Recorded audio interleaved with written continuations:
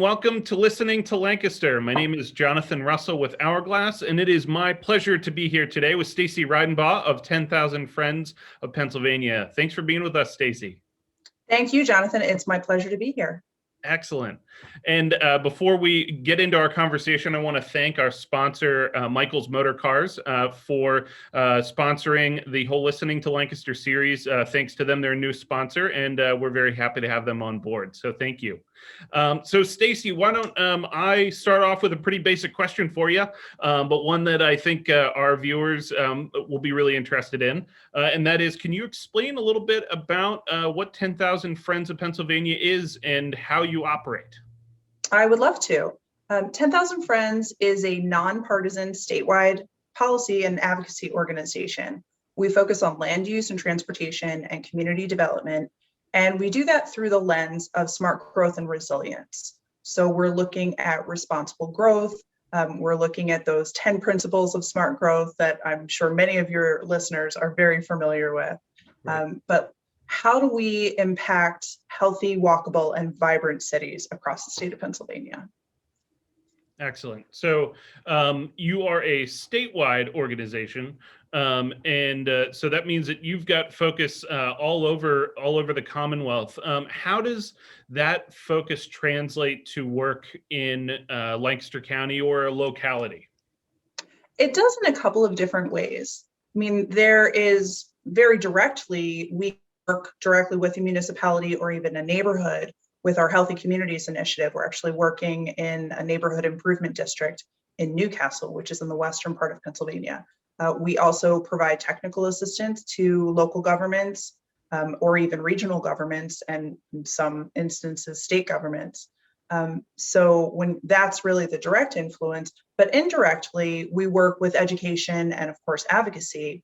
On the education front, there's a couple of tools that we've developed over the years that I think are sort of very familiar to some people, like good old planning beyond boundaries, which Scott Standish tells me is still something that is used very commonly as a primer for planning professionals.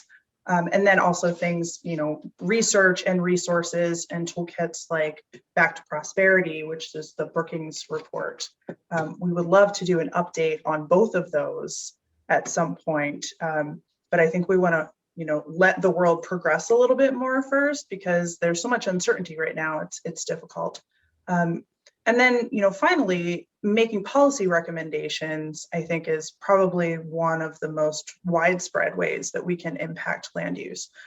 This year, we're going to be looking at potential enabling legislation for inclusionary zoning, not to mandate that, but to give local communities the opportunity to utilize inclusionary zoning as a tool in their toolbox to develop more affordable housing. So things like that, making recommendations for the MPC and fun things like that. Excellent. And so what are some newer initiatives that 10,000 Friends is undertaking? I know you mentioned a couple just now that you're working on, but what are some ones that folks might not be familiar with? Sure. So one of the newest initiatives that we're working on, and this was really born out of a lot of the challenges that have come out of the pandemic, that are not necessarily unique to this space and time, but also 10 years ago became problematic and challenging.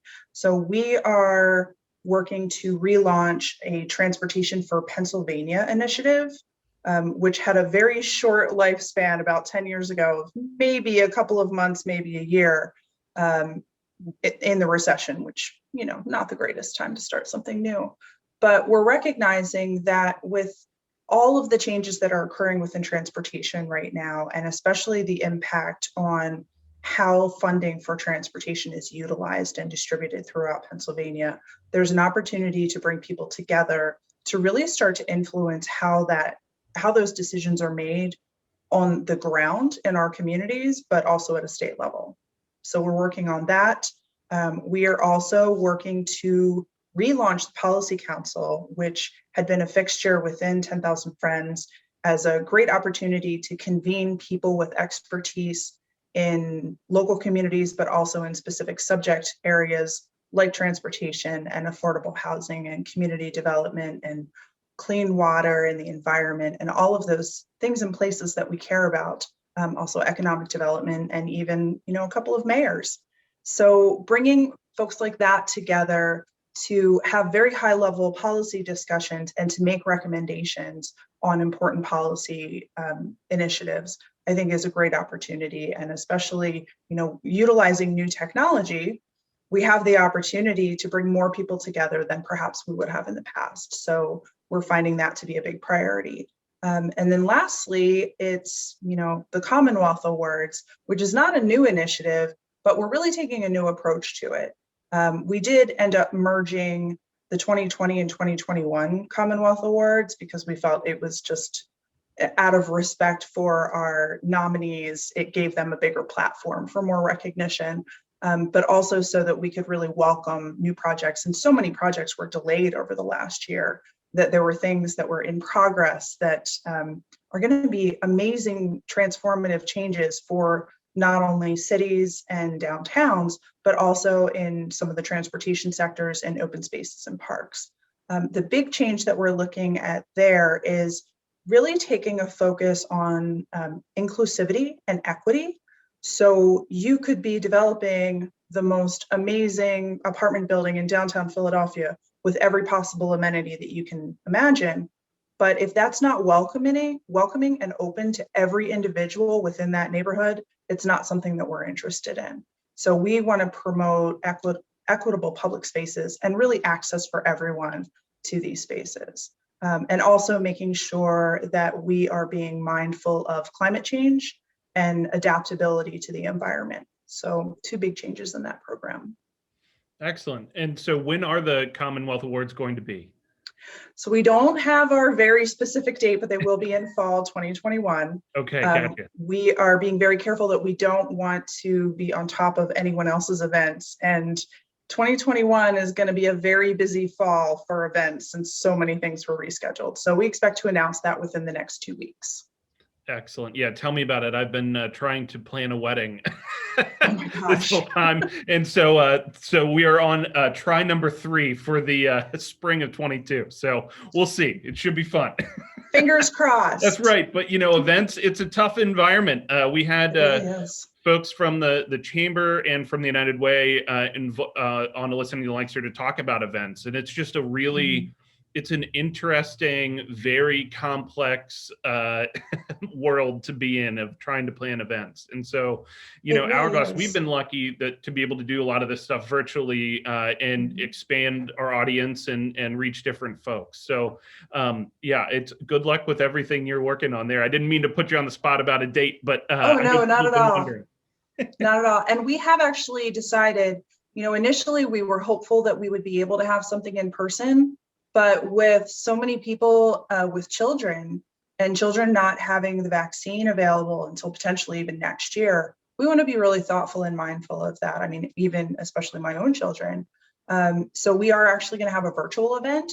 And I mean, as you said, the benefit of that is it actually opens you up to a wider audience. So where we might have had 150 to 200 people attend the Commonwealth Awards event in the past, within one city, it's always limited because of travel availability and things like that. Now it opens it up that we could have so many more people attending and more exposure to these amazing projects, but also something that is viewable at different times. So if that particular date and time doesn't work for you, you can always watch it later. That's right. Yeah, that's what we found too. So excellent. Well, good luck. Thank you. Yeah. So in the COVID-19 pandemic vein, want to ask you a little bit about land use and transportation and those fields, and how I know we've seen examples across the country of folks, thinking a little bit differently about transportation, and certainly individual miles of cars have gone down, those kind of things. So, what what does that look like from your perspective, and from a holistic statewide Pennsylvania perspective, for our state? I mean, I think it's been a dramatic change, and there are pluses and there are definitely minuses as well. On the plus side, if you were out driving at all last, June, July, August, the roads were not congested. It was great. You could get from point A to point B fairly quickly. But the better thing is more people were taking advantage of walking or bike riding. I mean, if you've tried to buy a bike in the last year, good luck, because you can't. They're nowhere to be found, because there is such a broad increase in biking. And it was wonderful to see so many cities and small towns and even some rural areas closing down lower volume roads so that people could walk and bike safely. I mean, Manheim Township is even an example. Over at the Overlook campus, they had actually closed one of the roads. And Philadelphia, Kelly Drive is a great example. There's also several places in Pittsburgh where that has occurred as well. And in some cases, these communities are considering making these permanent changes. So they're really, instead of prioritizing car traffic, they're starting to prioritize from a government level and also from a neighborhood level, pedestrian and bike traffic and the individual safety of people and families. The image that I think of most in that is of a mom and their child riding their little big wheel down the street, which normally they wouldn't have been able to do safely without going like this constantly to make sure that there's not some car that's going to come barreling through. Yeah. So I think those are definitely the pluses. And then with land use, thinking about how much more we've appreciated farmers during this time, especially during the shutdown. So many people were buying their groceries or their produce directly from small family farms. I was actually driving to Gap once a week to pick up our groceries at one point. So getting to know where your food is grown and how it's grown, I think that connectivity has really driven some greater interest in that farm to table atmosphere. But also, along those same lines, putting a priority and a focus on supporting local small businesses. I mean, I think the Lancaster Chamber has done such an amazing job of really pounding that drum of we need to support our local businesses now more than ever. And more we were seeing people across the state making those same priorities. So trying to, almost looking at some small businesses like they would making charitable donations. And we're going to intentionally eat at restaurant or take out from restaurants 3 to 4 nights a week where we might have done 1 to 2 so that we can make sure that restaurant is there next year. So the decisions like that have been made. And then to that point, you see the increase in things like DoorDash and food delivery services, but also in more micro mobility. So people using, scooters and things where they can be outside and not necessarily like sharing an Uber or something like that. On the downside, from everybody working from home, or not everybody, but those who were able to work from home, there was a dramatic decrease in not only usage of public transit. SEPTA, I think, is probably the most clear example where SEPTA's ridership was down like 75% at one point, 2020 over 2019. But you still have essential workers and first responders trying desperately to get to work or even to get to healthcare services. So you have to make sure that those levels of service remain the same, even though your ridership is much lower. And of course, fares and dues are much lower. So the state of public transit right now financially is really dire. There's a massive shortage. And thankfully, there's been an infusion from the rescue packages and the stimulus packages, but to make sure that those systems are able to continue in the future because they're so critical for lower income workers, especially, is going to be really important. Along those lines, we also saw a dramatic drop in turnpike usage. So all of that revenue dropped. And when you take all of these things together and you look at the impact of that on PennDOT, it's not pretty. There's a $9 billion shortfall at the state right now for PennDOT. So that impacts PennDOT's ability to do, bridge repairs and highway repairs and things like that. So definitely the downside of the pandemic. So also contributing to, I think Pennsylvania is the most expensive toll road in the country, if not most of the world. Is that right? That's right. Yeah, Yeah. it's not cheap. It's not cheap. And, the ripple effects of that are the one thing that was continuing, and in fact, probably even increasing during the pandemic, from so many people ordering online and getting deliveries from Amazon and Target and wherever else we're buying things online, so much more truck traffic.